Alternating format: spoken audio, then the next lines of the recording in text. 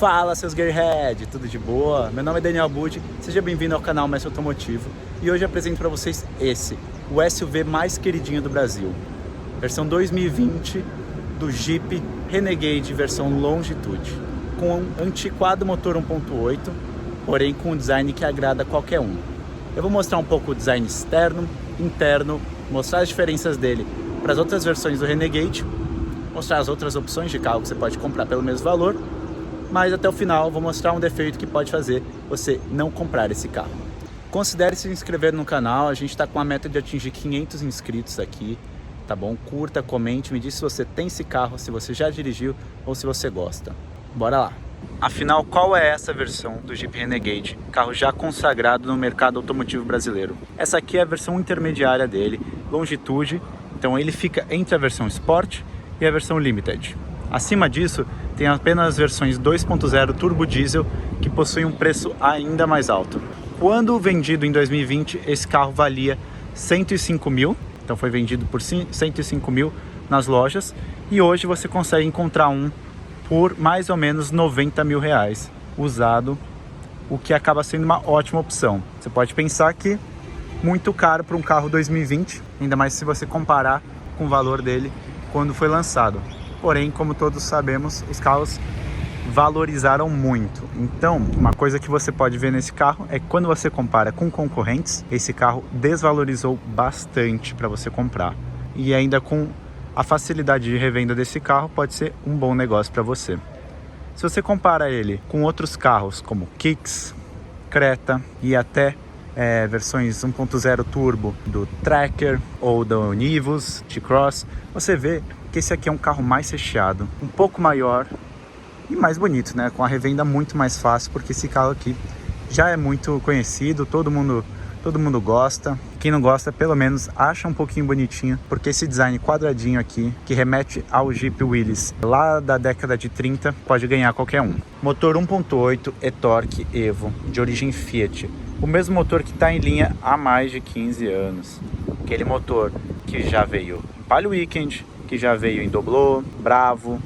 Aquele motor que realmente sempre gastou bastante e não andou tanto. 139 cavalos no etanol, 135 na gasolina, a 5.750 rotações por minuto. Ou seja, a potência vem lá de alta, assim como o torque, que é de 19,2 kgfm no etanol e 18,7 na gasolina. E esse torque vem somente a 3.750 giros. Ou seja, quando você pensa em pisar, esse carro, por ser muito pesado, e eu já falo o peso dele, acaba tendo um desempenho muito ruim em baixas rotações, necessitando que você pise bastante nele para que ande. E isso acaba influenciando no consumo, que eu vou contar um pouco para vocês enquanto a gente estiver dirigindo. Apesar de ser um carro não muito grande, 4,2 metros de comprimento, 1.480 quilos. E tudo isso faz com que ele tenha uma relação de 11,65 quilos por cavalo, garantindo aí no etanol um 0 a 100 de 11,2 segundos e na gasolina de 11,9. Não é forte, é só decente, mas se tudo isso tivesse aliado a um consumo muito melhor, esse carro poderia ter sido ainda mais queridinho pela galera. Na mesma época que esse carro estava sendo vendido com motor antiquado 1.8, estavam sendo vendidos motores 1.0 em carros mais leves, só que turbo, com praticamente a mesmo torque, só que em baixas rotações e um pouco menos de potência. Porém, como carros eram muito mais leves, não precisava de toda essa potência, garantindo aí para os carros turbo um desempenho melhor do que desse carro com motor 1.8. O que diferencia esse carro da versão Sport mais barata e a versão Limited, que é a mais cara, é principalmente a altura, equipamentos e as rodas. Por fora você vê rodas bem bonitas, de 18 polegadas, pneu 225/55, raio 18. Ele chega a ter 4 centímetros de altura a mais do que a versão de entrada e também um pouquinho mais alto do que a versão mais cara. Por quê? Justamente porque ele tem essa pegada um pouco mais off-road, sem você considerar, claro, as versões 2.0 diesel, que são feitas para as pessoas que querem um carro focado mais em 4x4, justamente porque esse carro é somente tração dianteira. Agora dentro do carro você vê o que fez esse carro ser muito bem vendido também. Aqui por dentro o acabamento é excepcional, realmente é muito bom para a categoria. O volante de couro é bem gostoso de dirigir, tem uma empunhadura boa. Aqui você vê que o painel tem essa textura aqui, que é soft touch. Ele tem uns elementos muito bonitos e que ainda se mantém atual, mesmo depois da nova geração desse carro. Aqui na tela você acha um pouco estranho, porque ela tem um formato quadrado, mas ela tem uma utilidade muito boa aqui. Você pode ver tanto rádio, mídia aqui. Você controla muito do sistema de ar-condicionado aqui pela própria tela. Alguns apps para você mexer, que são as mesmas coisas. Você consegue conectar o seu celular. Você consegue ver aqui uma bússola, né? Levando muito para aquele estilo de ser um carro focado no estilo aventureiro e tudo mais, remetendo às origens. E aqui settings de algumas coisas que você consegue mexer, né? Consegue controlar as luzes de dentro, de fora e tudo mais. A sensação aqui pela porta é muito agradável também. Aqui é um plástico, claro, porém aqui, ó, é um acabamento como se fosse de vinil, não é de couro nem nada, dá pra você ver que é um pouco diferente, mas é bem agradável. Aqui você tranca o carro, abre o carro, trio elétrico com espelhinhos. Aqui o próprio farol baixo, lanternas traseiras aqui, né? Farol de neblina, dianteiro e traseiro. Aqui você controla o farol, a altura do farol e a intensidade do dimmer de dentro. Aqui você consegue controlar também, por meio do volante, algumas funções. Porém você vê que não é tão agradável ao toque aqui quanto poderia ser. Aqui você tem controle de voz, você pode atender ligações, e aqui o piloto automático que você consegue controlar, botões sem atribuição, e aqui as borboletas no volante de mais e menos, setas, farol alto, e aqui os controles do limpador de para-brisa, que não é automático. Outra coisa que também não é automática nesse carro é aqui, não é fotocrômico, ou seja, se você precisar usar para tirar uma pessoa que está atrás de você com farol alto, você tem que ir manualmente. Uma coisa que você nota nesse carro que é bem bacana é tudo que ele remete à primeira versão do Jeep, né? O famoso Jeep da Segunda Guerra Mundial e depois Jeep Willys, muito vendido aqui no Brasil, porque ele tem muitas referências visuais a esse Jeep, né? Então desde fora, onde tem as 7 barras na própria grade do carro, quanto dentro com esses easter eggs que possuem dentro, que você pode ver tanto na parte interior, nos vidros, e na parte exterior com alguns easter eggs. Aqui o controle do sistema de ar-condicionado é bem fácil de mexer. Tem 2 zonas também que você consegue controlar, né? Então, cada um dos lados e tudo mais. E aparece tudo aqui na tela. Então, 22 graus ali, 22,5 aqui. Sistema para fazer barulhinho ao estacionar. Uma tecla muito bacana que você pode mutar o sistema de som em algum momento. Screen off, para não atrapalhar.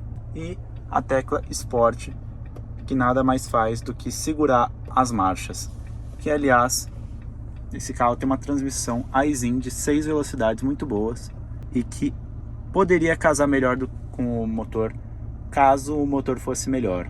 O motor acaba sendo muito antiquado, não tem tanta potência e torque em baixa. Aqui ele tem o freio de mão automático, ele tem o sistema Start-Stop, que é daqueles que se intromete bastante, então toda vez que você deixa ligado e para no trânsito, ele acaba desligando o carro. E ali o controle de tração, que você consegue desligar.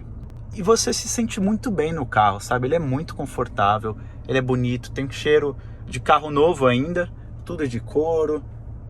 Tem alguns opcionais nesse carro, não nesse específico, mas na versão Longitude você pode adquirir esse carro com o Safety Pack, que dava mais airbags laterais e de cortina, que é algo que esse carro fica faltando mesmo, e que na versão Limited é de fábrica. Aqui o porta-malas do carro tem somente 320 litros, então não é muito grande, mas é na medida da categoria, né? Poderia ser bem maior. É isso aí, então bora dar um rolê nele e ver se o carro é bom, se tem um consumo ok, ou se é tudo isso ruim como falam.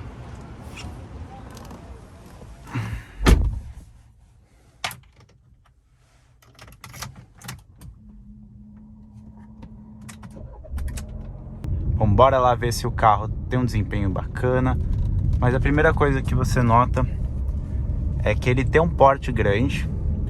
Parece que a frente está bem longe, sabe? Mesmo em comparação com outros carros grandes. E ele tem uma altura bem razoável. Você sente que você está mais alto do que o trânsito mesmo. Bom, vamos dar uma pisadinha para ver se o carro responde bem.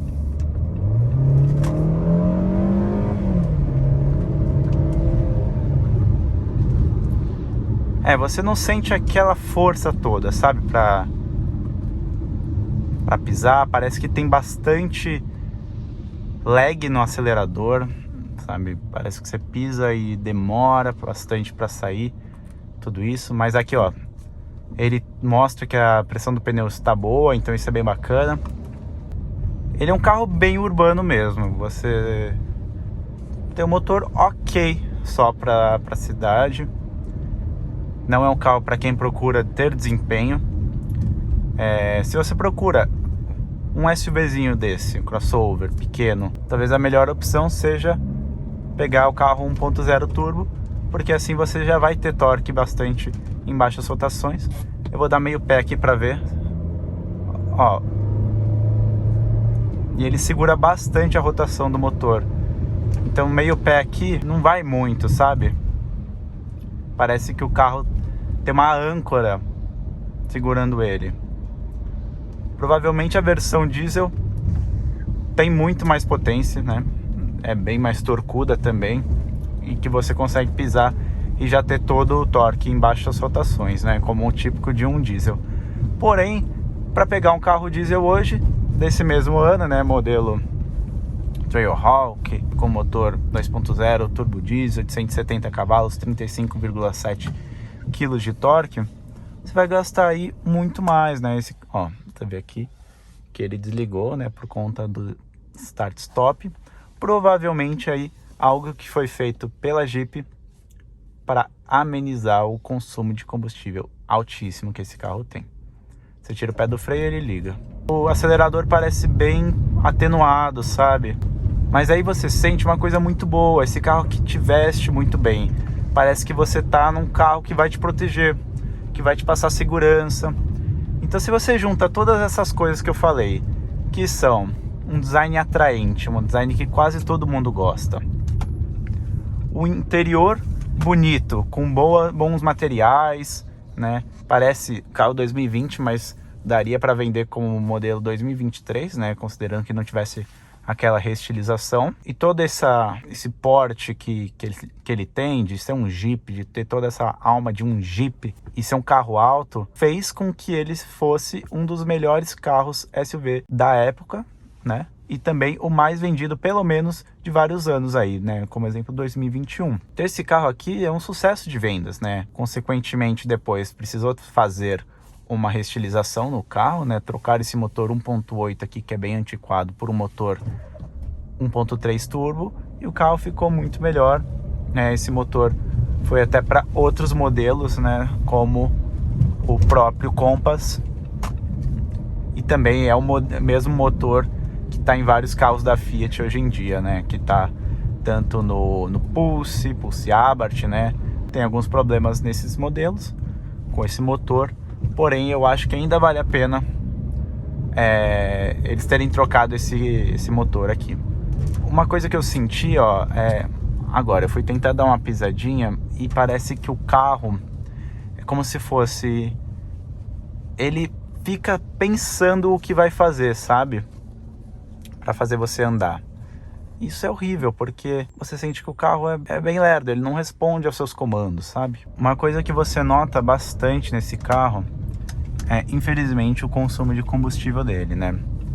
Esse carro aqui, que ele está no etanol agora, ele consome 5,9 km por litro de combustível na cidade, no etanol, e 8,5 na estrada. consumo bastante elevado. Mas isso se dá justamente por ser um motor antiquado e por ser um carro muito pesado. Na estrada, na gasolina você consegue fazer 12, porém na cidade você só consegue fazer 8.